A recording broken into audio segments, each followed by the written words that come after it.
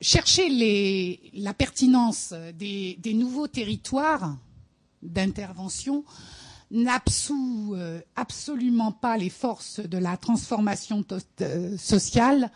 de résolument intervenir dans les territoires qui existent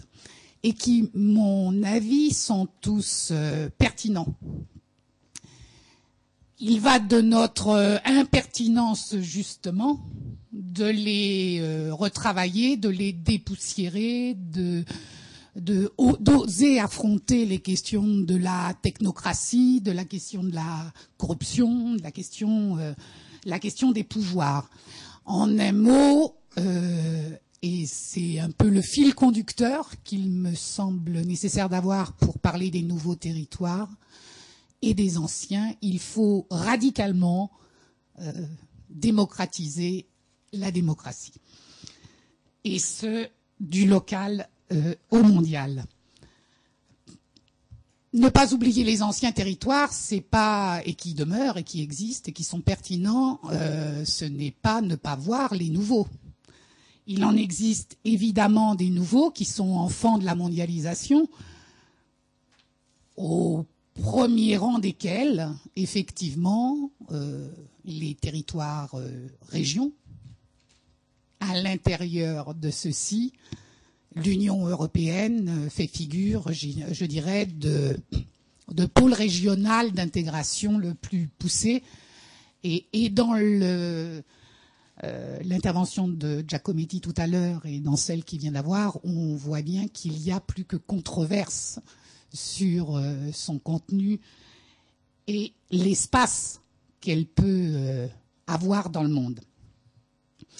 D'autres espaces existent qui ne sont pas forcément régionaux, qui sont transversaux. Je pense aux groupes comme le G20, comme le groupe des 77, où les pays, je dirais, du Sud souvent, où les pays en voie de développement font alliance pour tenter de résister à la mondialisation capitaliste. Et on le voit dans ces deux exemples que les nouveaux territoires, là, sont des territoires interétatiques, le plus souvent. Dans le même temps, évidemment, et il serait pas juste que je n'en parle pas, il en existe d'autres, des pratiques nouvelles d'intervention,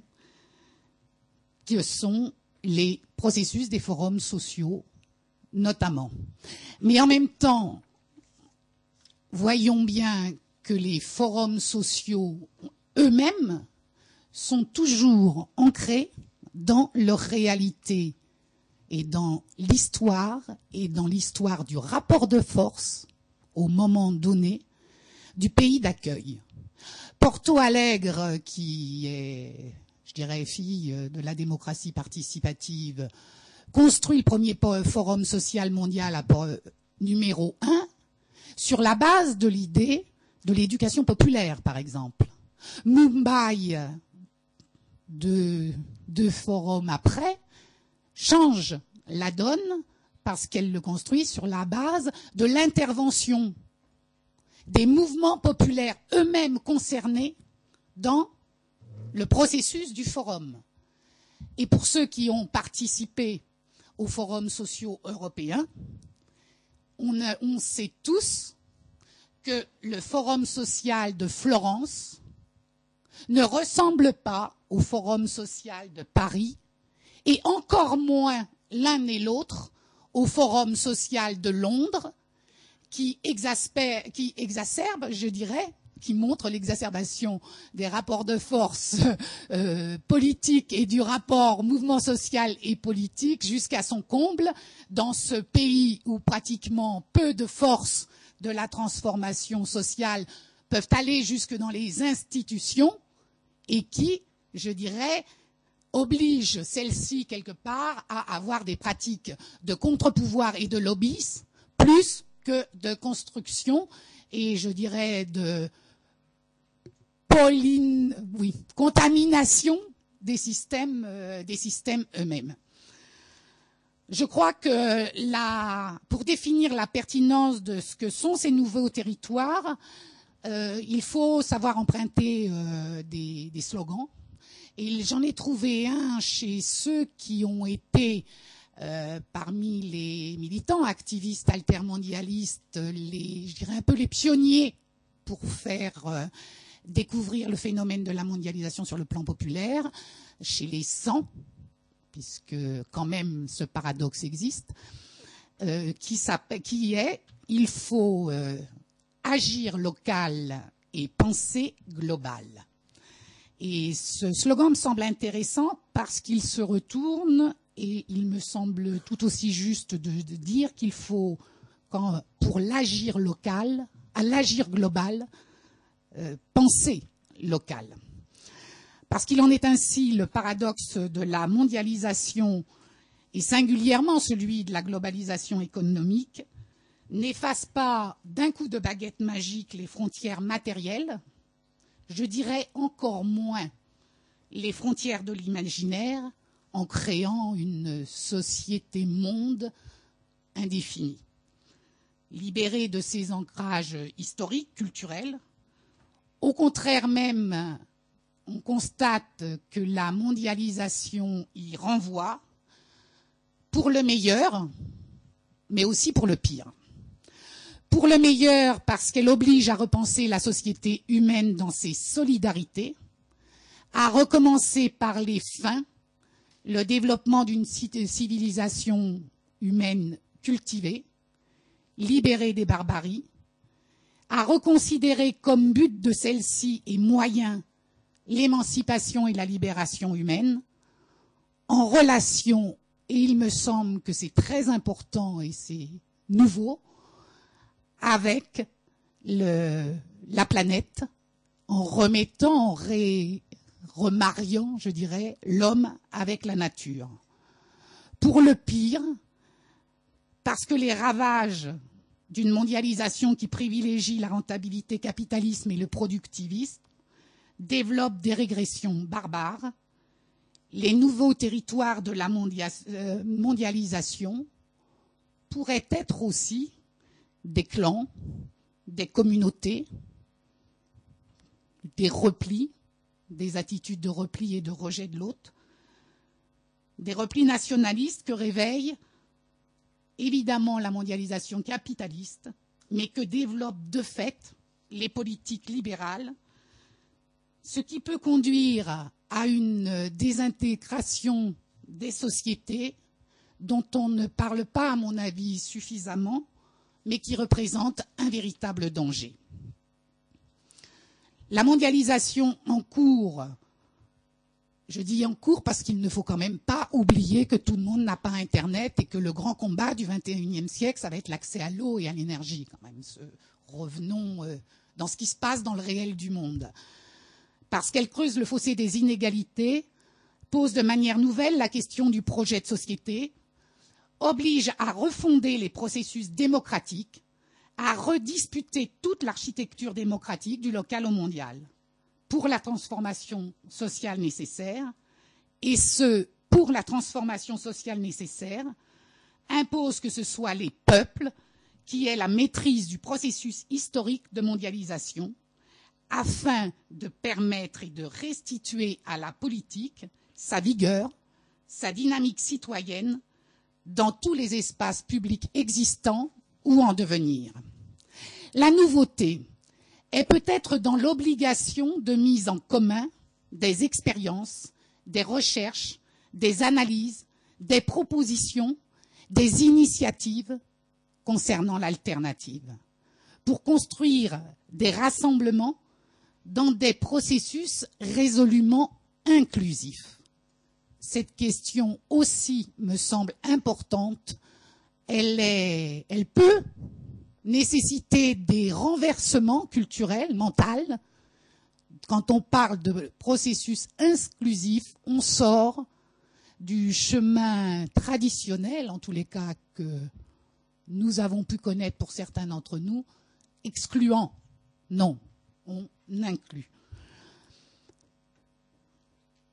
Ce qui est, je dirais, ce qui donne la base de ces rassemblements, c'est de partir des problèmes rencontrés et que ceci progresse jusqu'à poser l'enjeu crucial au cœur de chaque question, l'être humain ou le profit, afin d'aller ensemble jusqu'à l'élaboration du projet politique nécessaire à l'avancée des transformations et des dépassements indispensables. Pour contredire la globalisation économique et la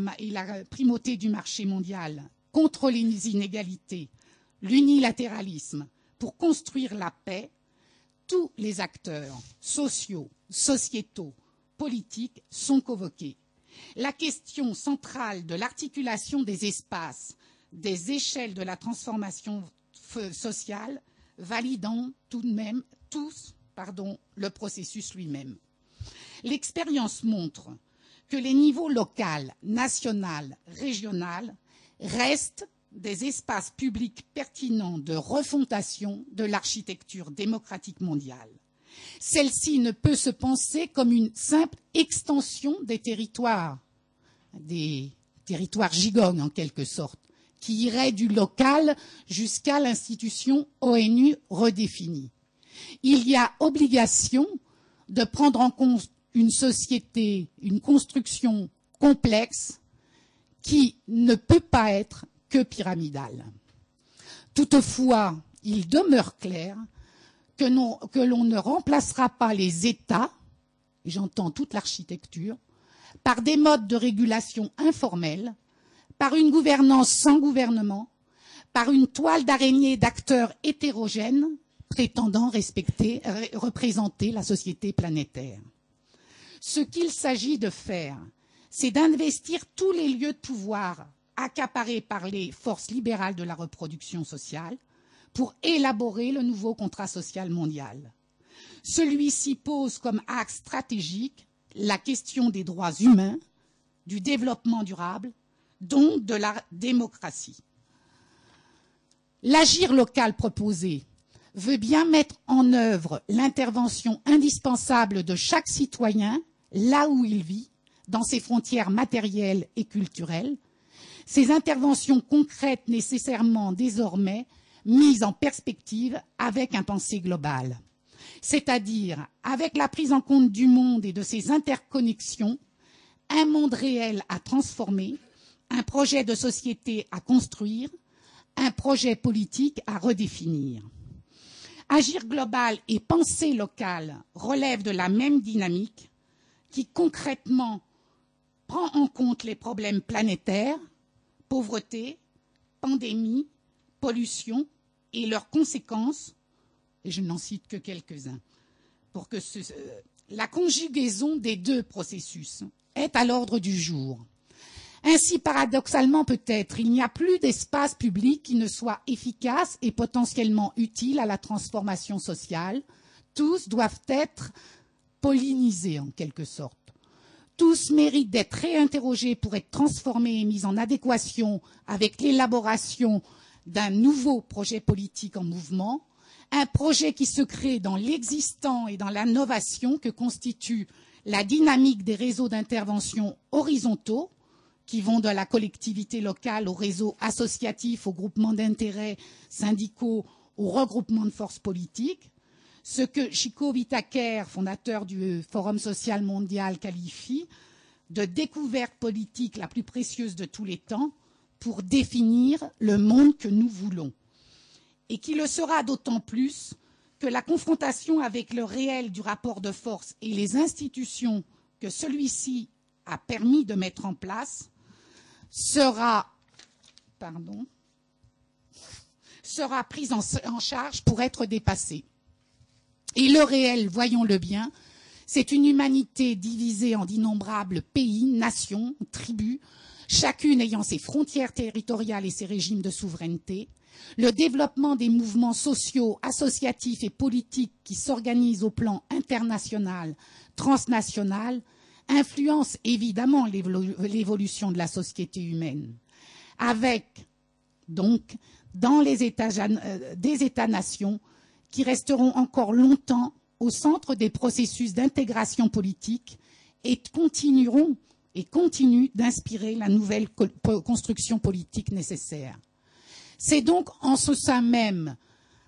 dans le sein même du processus de décision et de contrôle, jusqu'au contrôle, que doit être interrogé l'intervention citoyenne, et cela renvoie à la question centrale politique posée de cette intervention dans tous les espaces et les lieux de pouvoir, à la question centrale de la démocratie. Et ce, d'autant plus que la mondialisation, débordant le champ de la globalisation économique dans la prise de conscience des problèmes posés pour y amener le plus souvent, pose avec force la question des droits humains à partir des inégalités, des discriminations, de la paix et de la sécurité, du devenir de la planète. Or, ces trois grandes questions montrent l'interdépendance des problèmes qui amènent l'interdépendance des propositions. Le triptyque liberté, développement, paix est aujourd'hui indissociable. Le rapport dialectique pauvreté, guerre, non-respect des droits de l'homme est devenu banal. Interdépendance des problèmes, interdépendance des propositions implique donc interaction des acteurs, États, société civile toute, institutions internationales, appelant le multilatéralisme, invitant aux coopérations renforcées dans tous les domaines, à tous les niveaux, dans des rapports d'équité